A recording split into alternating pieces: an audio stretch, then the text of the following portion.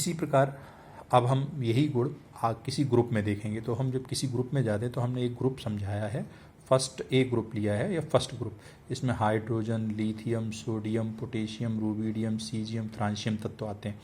अब इनका जेड देखेंगे तो 1, 3, 11, 19, 37, 55, 87 ये एक पूरा ग्रुप है। और इस ग्रुप में हम ऊपर से नीचे जाते हैं। तो जब हम ऊपर से नीचे जाते हैं तो देखते हैं इसका परमाणु क्रमांक 1 है, इसका 3 है, इसका 11 है, इसका 19 है, इसका 37 है, इसका 55 है, 87 बहुत तेज़ी से बढ़ रहा है। अब जब हम इसका इलेक्ट्रॉनिक कॉन्फ़िगरेशन देखते हैं तो 1, 2,1, 2,8,1, 2,8,8,1, 2,8, 18, 8,1। क्या मतलब है? मतलब ये है कि जब हम किसी ग्रुप में ऊपर से नीचे जाते हैं तो इसमें कोशों की संख्या बढ़ती है। जैसे यहाँ एक ही कोश है, यहाँ 2 कोश हो गए, अब यहाँ 3 कोश हो गए, यहाँ 4 कोश हो गए, यहाँ 5 कोश हो गए, यहाँ 6 कोश हो जाएंगे, यहाँ 7 कोश हो जाएंगे। अर्थात ये पहले आवर्त का है, ये दूसरे आवर्त का, तीसरे आवर्त का, चौथे, पाँचवें, छठे, सातवें, 7 आवर्त होते हैं। तो 7 आवर्त के तत्व हैं। और जैसे ही आवर्त चेंज होगा कोश चेंज होगा।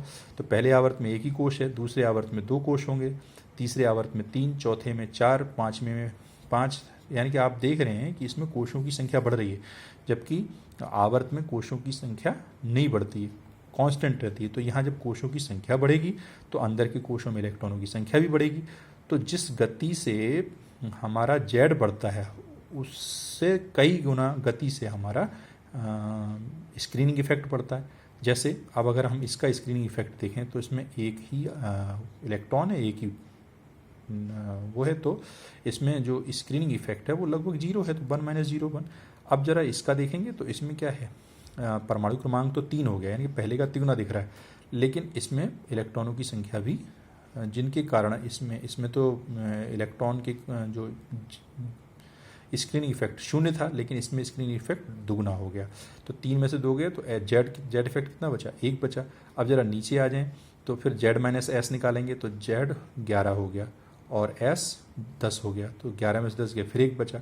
यानी कि मैथमेटिकली समझाने का कार्य हम ये समझाना चाह रहे हैं कि जब हम आवर्त ग्रुप में ऊपर से नीचे जाते हैं तो ऊपर से नीचे जाने पर कोशों की संख्या भी बढ़ती है, जिससे एस जेड, अगर जेड बढ़ता है तो उतनी तेज़ी से एस भी बढ़ता है। तो एस बढ़ने के कारण जेड इफेक्ट का मान ऊपर से नीचे जाने पर घटता है। वहाँ जेड इफेक्ट का मान बढ़ता है, कोशों की संख्या निश्चित होने के कारण, एस कांस्टेंट होने के कारण। यहाँ आवर्त वर्ग में ऊपर से नीचे जाएंगे तो एस का मान जो है वो तेज़ी से बढ़ता है। जेड भी बढ़ता है लेकिन उतनी तेज़ी से एस भी बढ़ता है, क्यों, कोशों की संख्या बढ़ रही है। तो कोशों की संख्या बढ़ने से एस बढ़ता है। इसके परिणाम स्वरूप ये होता है कि जेड इफेक्ट का मान बहुत तेज़ी से घटता है। तो जब हम ऊपर से नीचे जाते हैं तो जेड इफेक्ट का मान घटेगा। तो घटेगा तो जो साइज़ है परमाणु की वो फैलेगी। तो जब परमाणु की साइज़ एक्सटेंड करेगी तो परमाणु का आकार जो है वो बढ़ेगा। तो परमाणु का आकार बढ़ेगा तो परमाणु त्रिज्या बढ़ेगी। वहाँ परमाणु त्रिज्या घटती है, यहाँ क्यों घटती है, क्योंकि जेड इफेक्ट बढ़ता है। यहाँ परमाणु त्रिज्या घट रही है, क्यों घट रही है, क्योंकि जेड इफेक्ट का मान घट रहा है। यानी कि बिल्कुल अपोजिट है। तो एक याद कर लेंगे दूसरा अपने आप याद हो जाएगा।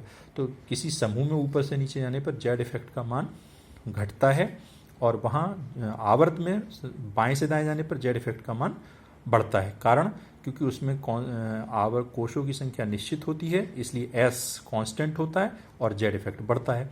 यहाँ कोशों की संख्या निश्चित नहीं है, बढ़ती है। कोशों की संख्या बढ़ने से एस तेजी से बढ़ता है, इस शील्डिंग इफेक्ट तेजी से बढ़ता है, इसलिए जेड इफेक्ट का मान घटता है।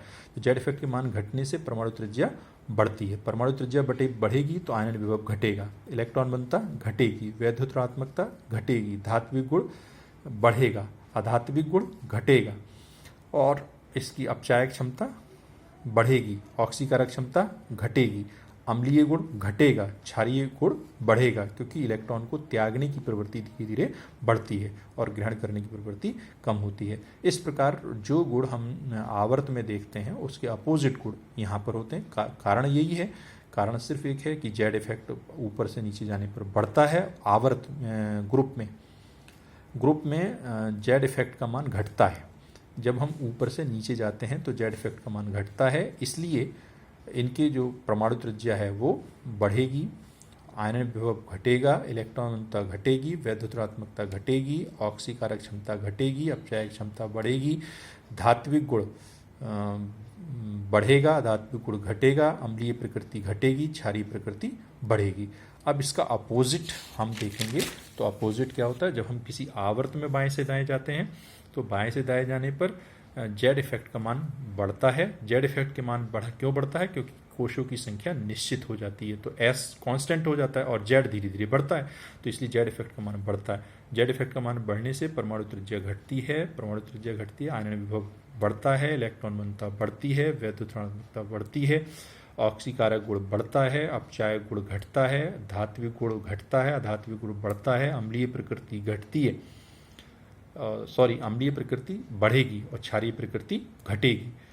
तो इस तरीके से हमने अभी जो सारे गुण बताए ये आपको एक टेबल में भी दे रखे हैं। अगर कहीं कोई दिक्कत हो तो हमसे पूछ सकते हैं। अगले वीडियो में हम आपके प्रश्नों के जवाब देंगे। अभी तक के सारे जो टॉपिक थे वो इस वीडियो में हमने कंप्लीट कर लिए हैं।